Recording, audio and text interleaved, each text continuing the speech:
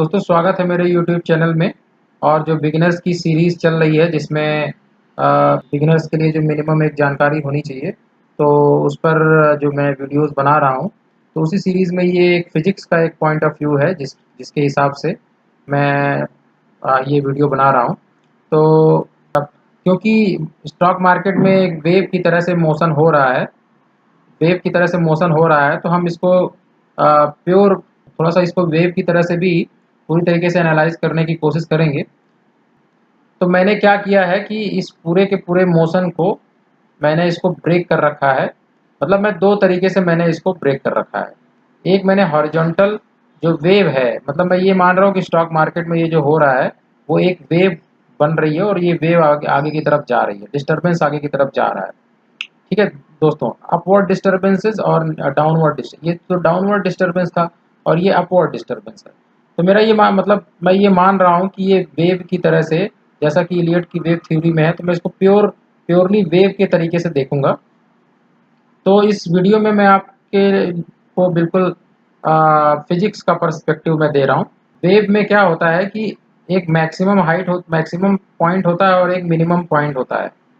ठीक है, तो जैसे कि देखिए आप यहाँ पे ये इसने जो है, ये इसका मैक्सिमम है, यहाँ से बड़ी वाली वेव का ये मैक्सिमम है और ये मिनिमम है। ठीक है, अब ये जो है ऊपर की तरफ जा रही है, तो इसमें एक फॉर्मेशन हुआ है।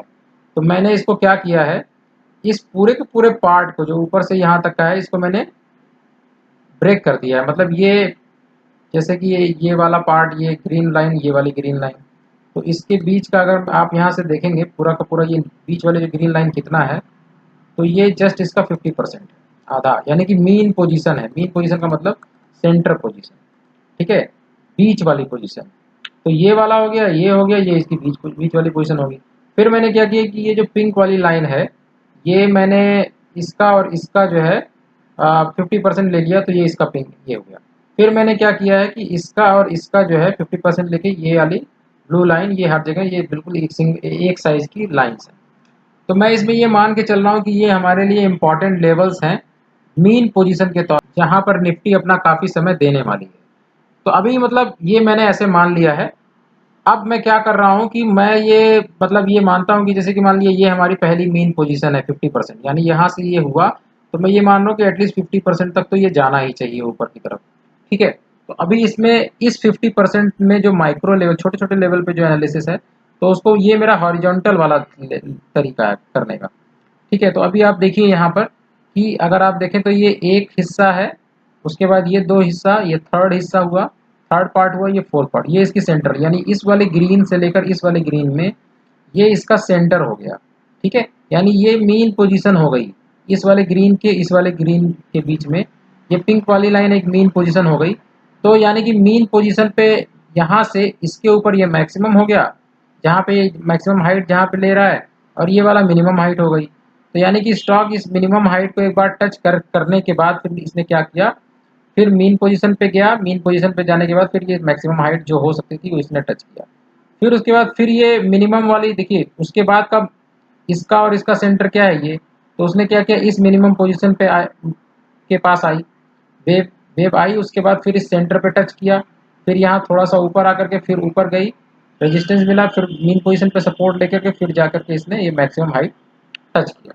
तो कहने का मतलब ये पूरी की पूरी वेव यहाँ से ऊपर तक गई, जितना इसके अंदर मूवमेंट था, मोमेंटम, वो यहाँ पे जाके रेजिस्टेंस में, यहाँ इस रेजिस्टेंस को टच किया, टच करने के बाद फिर ये फिर से जो है इस, क्योंकि हाई बना लिया था इसने, हाई बनाने के बाद फिर ये लो बना रही है, यानी मिनिमम पोजीशन, मतलब इस वाली रेंज के और इस वाली रेंज में मूव कर रही है। यानी कि ये दोनों लाइनों को मिला करके मैंने एक बना लिया, और उसके बाद इसी को उठा करके मैंने यहाँ रख दिया, ऐसे रखा है मैंने, देखिए ऐसे बना करके फिर मैंने इसको उठा करके सीधे यहाँ रख दिया ऐसे।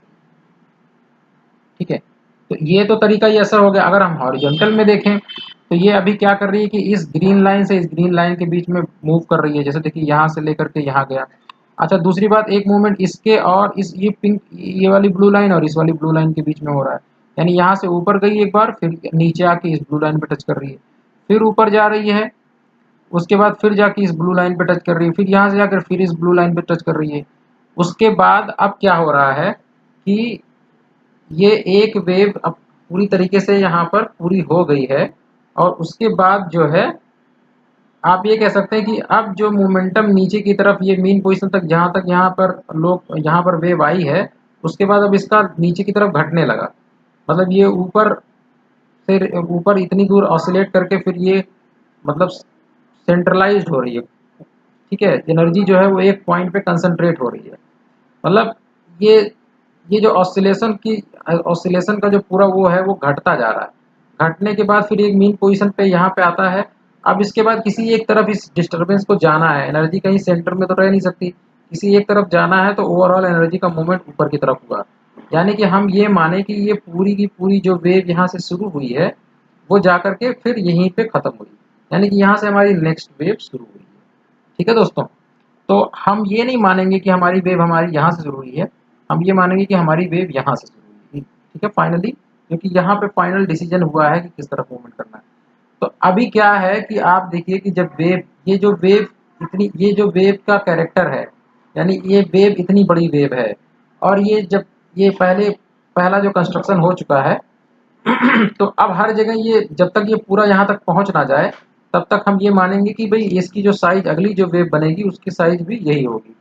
तो क्योंकि ये पुरानी वाली वेव यहाँ पे खत्म हो रही है, नई वाली वेव यहाँ से शुरू हो रही है, तो मैक्सिमम जो जानी चाहिए वो इतनी हाइट तक जाना चाहिए।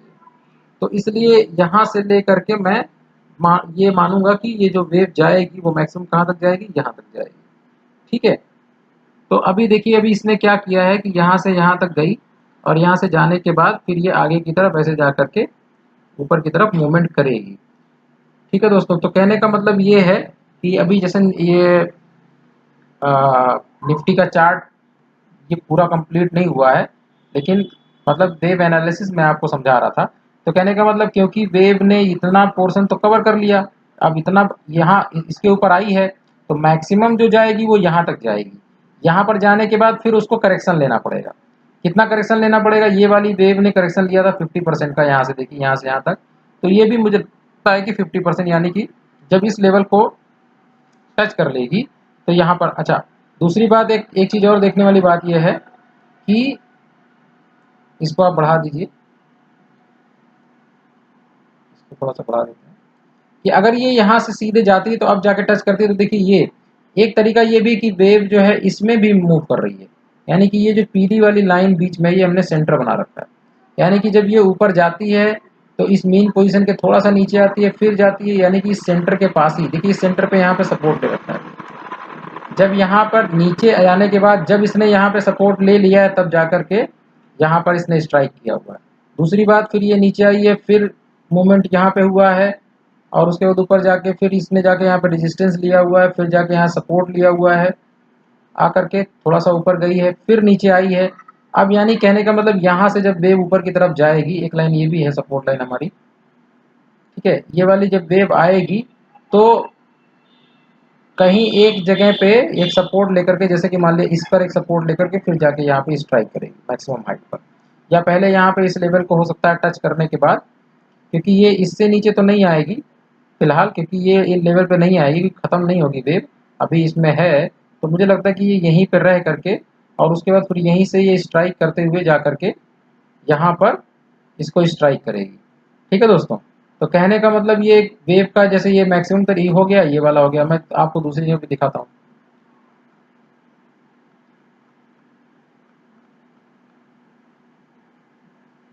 मैं आपको दिखा रहा हूँ, और जैसे कि ये है, ये जो पूरा का पूरा मोशन यहाँ से शुरू हुआ है, तो हम चाहें तो इसको इस तरीके से ड्रॉ कर सकते हैं। ये देखिए, ये इसको हमने ड्रॉ कर दिया पूरा। ठीक है, अब उसके बाद हमने क्या किया है, एक और हमने ड्रॉ कर लिया, ये पूरी की पूरी वेव बना देते हैं हम। ये यहाँ पर आई ये वाला। ठीक है, अब आप देखिए जस्ट थोड़ा सा ऊपर यहाँ पे गई है, आप जरा सा उसको और थोड़ा सा मार्क कर दीजिए ऐसे, थोड़ा सा ऊपर जा करके तो उसके बाद नीचे आई है। अब क्या करेंगे, एक और ड्रॉ कर लेंगे ऐसे, ऐसे ये ड्रॉ कर लिया हमने, इसलिए क्योंकि हमको ये सेंटर ढूंढना है, क्योंकि वेव है ना, तो सेंटर में जरूर हमारे पास होना चाहिए। तो ये हम मान के चल रहे हैं ये हमारा सेंटर है। एक बार चेक कर लेते हैं कि क्या ये सेंटर है हमारा कि नहीं है। तो वर्टिकल लाइन ड्रॉ कर लेते हैं, वर्टिकल लाइन हमारी ड्रॉ कर हो गई। और ये हमारा सपोर्ट है। ज़रा चेक करते हैं कि क्या ये है। तो हम फिबोनाची रिट्रेसमेंट लेते हैं यहाँ से, तो बिल्कुल एग्जैक्टली 50% आ रहा है। ये देखिए बिल्कुल एग्जैक्टली 50% पे जाके टच कर रही है। अब कहीं और भी अगर आप लेंगे जहाँ पे टचिंग हुई है, तो ये सेंटर पोजीशन है, देखिए यहाँ पर आप ले लीजिए और रिट्रेसमेंट यूज़ कर लीजिए यहाँ से 50%। तो कहने का मतलब ये है कि अगर आप वेव मोशन को ये समझना है कि भाई इसके बाद ये किधर जाएगी, ठीक है, तो तरीका ये है कि भाई जब यहाँ से गई है ये वेव और इसने इस पे सपोर्ट लिया है, तो मैक्सिमम तो इसने यहाँ को टच किया। मैक्सिमम जब टच किया, टच करने के बाद अब जब इसने इसको टच कर लिया है मैक्सिमम हाइट को, तो इसके बाद इसका मोशन किस तरफ होगा? मिनिमम हाइट की तरफ होगा। तो ऑब्वियसली ये मिनिमम हाइट की तरफ आई। उसी तरीके से जब ये मिनिमम हाइट को एक बार टच कर लिया है, तो अगली वेव जो जनरेट होगी वो कहाँ जाएगी? वो जाएगी मैक्सिमम टच करने के लिए। तो फाइनली ये जा करके मैक्सिमम टच करके और उसके बाद फिर क्या होगा? फिर मिनिमम।